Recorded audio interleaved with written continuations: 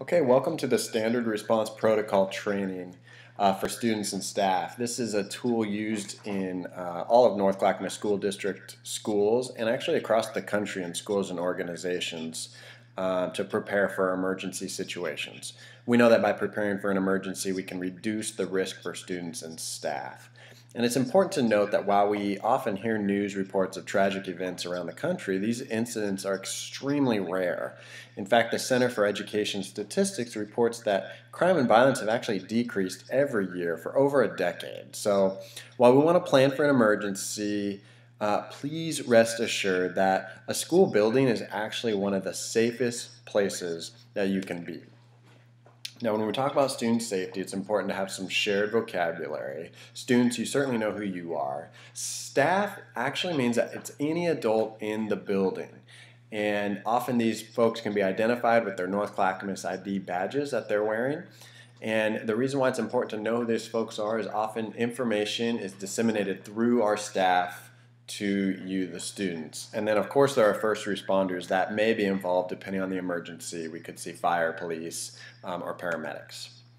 So our standard response protocol is a standard response to an emergency situation. There are 4 responses we may have. It could be a lockout, a lockdown, an evacuate, or a take shelter. Now, with each of these responses will be a directive. And it will come over the intercom, and it's a succinct message that will be repeated each time. So for example, in a lockout situation, you will hear over the intercom, lockout, secure the perimeter. Lockout, secure the perimeter. It's short, succinct, and repeated.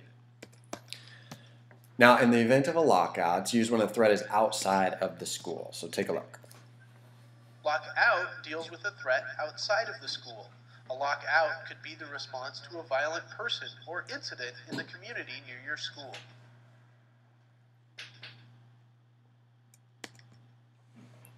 So students, you'll know that in the event of a lockout, the main thing is that you return inside the building. Other than that, it's pretty much business as usual and learning as usual. So in most classrooms, it won't really impact anything. If you're in, say, a PE class or something that happens to be outside, you'll want to come back in. The class will be rejoined in the gym. If it were during a lunch situation, we would certainly gather all the students back into the commons area. But other than that, it would continue as business as usual. For teachers, you're going to recover students and staff from outside the building and make sure they are aware and bring them in. Staff will move around the perimeter of the building and lock all the outside doors. Everyone will want to increase your situational awareness and just take a little heightened account of what's going on. We'll certainly take roll, we'll account for all the students, and continue learning as usual. Lockouts are typically called for by law enforcement officials. Hi, this is Evan with the Broomfield Police Department. Or district personnel. A lockout. Okay, thank you for the information. Bye-bye.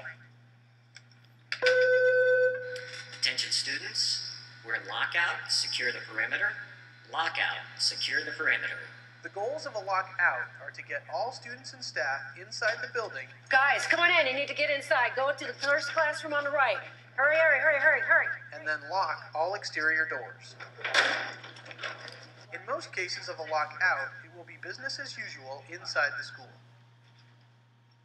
However, in some cases, a lockdown may also be issued in conjunction with a lockout, particularly if the threat is near the school.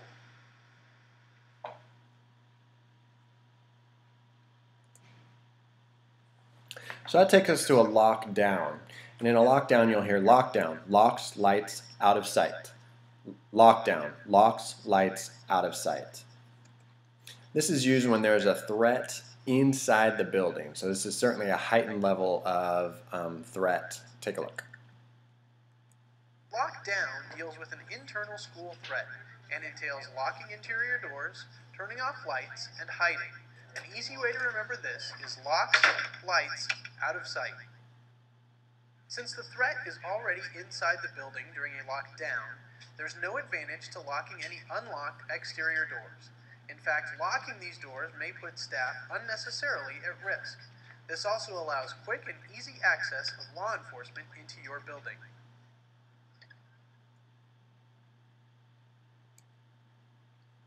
So students, it'd be important to move away from the line of sight, regardless of where you are. If you're in a classroom, move away from the window. Certainly get out of the hallways. And then, as always, with all of these, actually, it's important that you maintain silence so that you can hear instructions. For teachers, you're going to want to quickly lock your classroom door, turn the lights out, move students away from line of sight, as well as move yourself away from the line of sight. Again, maintain silence. Take roll, make sure that all students are accounted for. If you are in a classroom when a lockdown is called, the main thing to remember is locks, lights, out of sight. As students gather in a safe area of the room, lock the door and turn off all lights. Have everyone in the room move to a location that is out of sight. Pick an area of the room that can't be seen from interior windows. An actual lockdown may not be resolved for several hours. Here's how you should wait. Stay in the safe location. Don't move around the room. Remain silent. Staff, take written attendance of who is in the room. Note anyone missing and if you have any extra students for staff.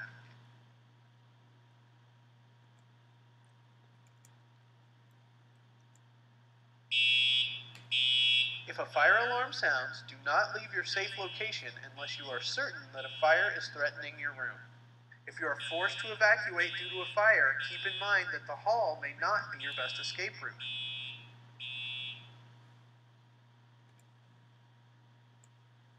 During the initial moments of a school violence situation, the official call for a lockdown may not have occurred or not have been heard by everyone. You need to assess your personal safety.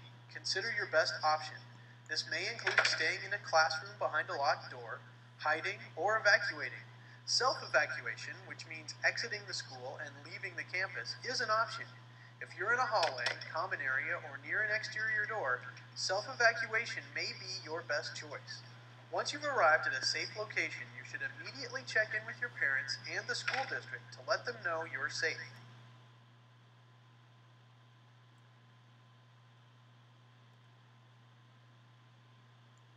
So the next action that we may have to take is evacuate. And the best way to describe this is our fire drills. We go through an evacuate process every time we do a fire drill. But there may be a circumstance or situation that may bring a heightened level of anxiety towards an evacuate situation.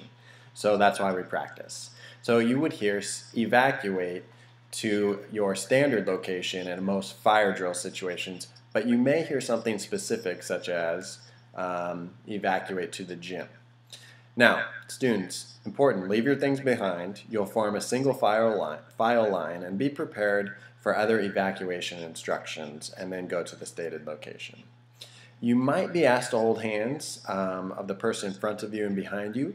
You might be asked to cover your head. You might be asked to crawl. And it just depends on the situation. If we're talking about a fire situation with smoke, you'll be asked to crawl. If we're dealing with police involvement, they may ask everybody to hold the hands of the people in front and behind. They may ask everybody to walk with their hands above their head. We just don't know what the situation will bring. So it's important to listen carefully to instructions. Teachers, you're going to want to grab your roll sheet if at all possible. Lead students to the designated evacuation area. Like I said, most of the time that will be your fire drill location.